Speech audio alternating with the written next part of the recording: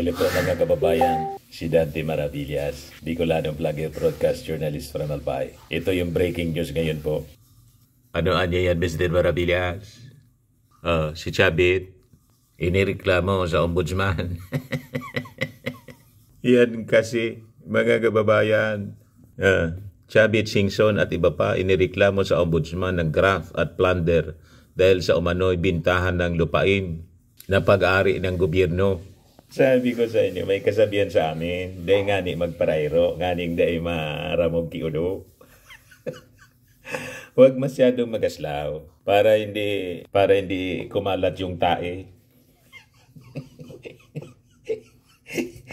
Yun ang kasabihan sa amin po. Dahil magparayro para dahil maramog kiulo. Yan nangyari ngayon kay Chabit Singson. Finailan ng kaso. Masyado kasing nagmamalinis. Di ba? Sabi ko sa inyo, tulad ni Digong, kung nanahimik na lang sana. Si Digong kung nanahimik na lang sana, di wala siyang problema. Baka nakalimutan na lang. Ganon din si Sara. Hindi magapaghintay eh. Ngayon, sumama pa si Chabit. Ito na ngayon.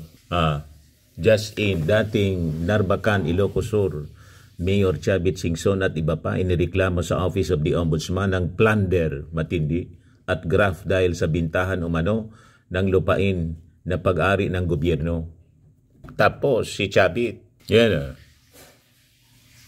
nag-file, mga kababayan, si Warriors T, Narbacan Incorporated, headed by yung founder nito and president na si Attorney Estelita Dicini Cordero, together with residents of Narbacan, Ilocos Sur. Nag-file sila ng plunder in graft and corruption cases against Luis Chabit Singson sa Office of the Ombudsman sa Quezon City. Yan po.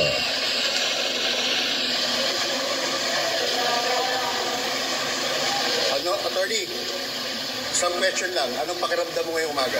Maligaya. Finally. Palagay ko po, maraming Pilipino. Si Yayam Dizon siya, yung kaibigan natin. Thank you. And Marcos Loyalit. Para sa probinsya ng Ilocos Sur. Hinihingi namin ng mabilanggo si Chabit maski matanda ng India. Hinihingi daw nila ng mabilanggo si Chabit. Sa probinsya namin Ilocos Sur. Yan na. Si Yayam, isang Marcos Loyalist ang nag-cover. Yan sinasabi natin mga kababayan. Pag matanda ka na kasi dapat manahimik ka na lang.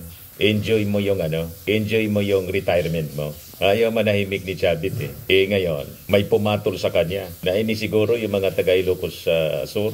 Kababayan niya, abogada, yung nag-file ng kaso. Siguro iniisip ni Attorney Estelita Dicini Cordero, nagmamalinis ka niya. Marami kang kinamkam dito. Di ba? May kasabihan tayo mga kababayan. In every great fortune, there is a crime behind. Malamang ito na ang rason kung bakit si Chabit mga kababayan napakayaman. Sa ombudsman na siya magpaliwanag ngayon, mga kababayan. Di ba? But anyway, ang topic natin, yung kasinungalingan mga kababayan na pinapakalat ng mga DDS influencer tungkol sa mga testimonies ni Diskaya. Yung testimony po ni Diskaya, ng mag-asawang Diskaya, punong-puno ng butas, selective sila, kung sino lang gusto nilang isabit. Hindi man po sila nagtitell all. Diba? May dagdag, may kulang. Dagdag bawas, lies in omission mga kababayan ang strategy nila. Yung mga kalyado nila, pinoprotektahan, tapos dinidiin yung iba. Hindi maaari yan mga kababayan. At nang masusukol na yung mga totoong kasabwat niya, ngayon, biglang umatras sa ICI, sa kanyang testimony sa ICI, ayaw na daw niya. Hindi maaari yung selective. So makikita ninyo ngayon mga kababayan sa politika ngayon, may dalawang klaseng kasinungalingan. Lies by omission and lies by addition. Pilit niya kasing sinasabit si Martin Romualdez. Ang kasangga ng mga Diskaya, ilang mga senador, nasabi nga po ni Ombudsman Boying Rimulya, pinoprotektahan niya, sa tingin ko niya, pinoprotektahan ang ilang senador, lalo na si Bongo, ng mga Diskaya. Yun naman talaga po. So makikita ninyo yung mga kakampi niyang senador, nagiging palaban lang kuno laban sa korupsyon. Pag yung pangalan nila ay nalilinis, pag nasasabit na po, ayun, iwas pusit sila. So makikita ninyo mga kababayan ang strategy. Yung kasinungalingan ng mga diskaya, they add lies to protect and delete truth to protect, depende sa kalyado. So makikita ninyo ang recipe ng cover up, pagtakpan yung mga personalities na totoong nagkinabang po dito sa korupsyon sa flood control. So dito tayo sa lies ng mga diskaya, may addition. Ginawa nila mga kababayan na Bilane si Congressman Martin Romualdez sa flood control anomalies, sa kwento ng flood control anomalies, sa pamamagitan ng pag-mention ng mga pangalan na sinasabi nila, mga tao ni Martin Romualdez, yung mga congressmen, pero wala man po ni isang dokumento na pinapakita, resibo o ledger man lang na magpapatunay sa mga akusasyon nila. Pero pag tingnan natin mabuti mga kababayan, paano ba nag-boom yung negosyo ni Diskaya? It was during the time of Duterte na ang sekretary ng DPWH, si Mark Villar, senador, natahimik masyado mga kababayan doon sa Senado habang nagsasagawa ng investigasyon. You see? So, hindi po aksidente kung titingnan ninyong mabuti kung bakit naging top contractor yung mga diskaya sa panahon ni Digong. Ang DPWH secretary po, si Mark Villar, at nang senador na siya, yung kumpanya ng kanyang tito, kumorner po ng 300 million pesos of contracts. Flood control contracts, mga kababayan. Ngayon, punta naman tayo kay Bongo na sige po ang pilato. Wala daw siyang kinalaman. Si Bongo palaging nagsasabing ang CLTG ay sa tatay ko lang yan. Pero alam naman natin po, yung CLTG Builders, malinaw, initials ng kanyang pangalan, Christopher Lawrence Tesorogo, nakakuha ng 4.9 billion worth ng contracts noong 2017 hanggang 18. Naniwala kayo, mga kababayan, walang influensya si Bongo? Na-corner yun ng kanyang pamilya? Billion, 4.9 billion pesos na contracts. Tell that to the Marine, sabi nga ng mga netizens, mga kababayan. Sino bang maniniwala ng ganon? Pagkatapos, yung sa kapatid niya, Alfredo Builders, naka-corner din ng 1.74 billion na project.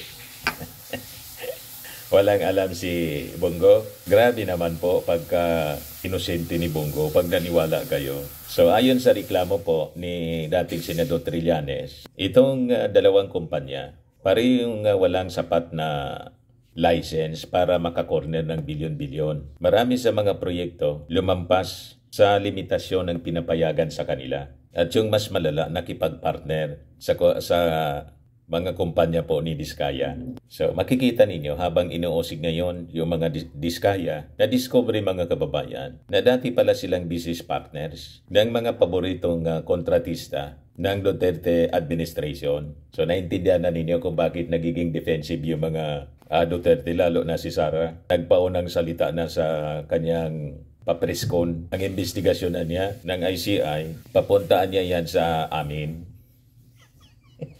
Yun man talaga, papunta sa inyo kasi doon nagli-lead ang mga dokumento. At inamin mismo ng Diskaya, 2016 sila tumabo, panahon ni Digong. So nang tumiba yung mga Diskaya, may narinig kayo sa previous administration tungkol sa mga anomalous flood control projects. Di ba tahimik sila? Sino ang nag-expose? Yung ating Pangulong Bongbong Marcos. Ngayon, binabaliktad nila.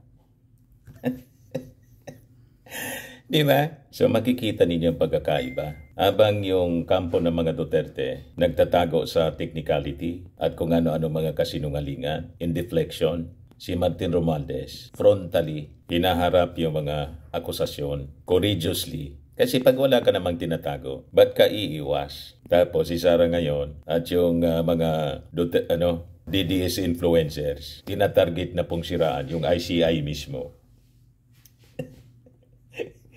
Sinisiraan nila. Alam na nila kasi ang direksyon ng investigasyon papunta sa kanila kasi ang ebidensya po papunta man talaga sa kanila. Yung Diskaya po tumiba during the previous administration. At ang nagbulgar, yung ating Pangulong Bongbong Marcos. Kaya yon sinabi ng ating Pangulo, maya naman kayo. Ayos, alam na ninyo kung sino itong mga nagkukunwari na malinis. Okay pa? Ayan lang po ang ating short video ngayon. Ako po si Dante Maravillas. Bye-bye po. God bless.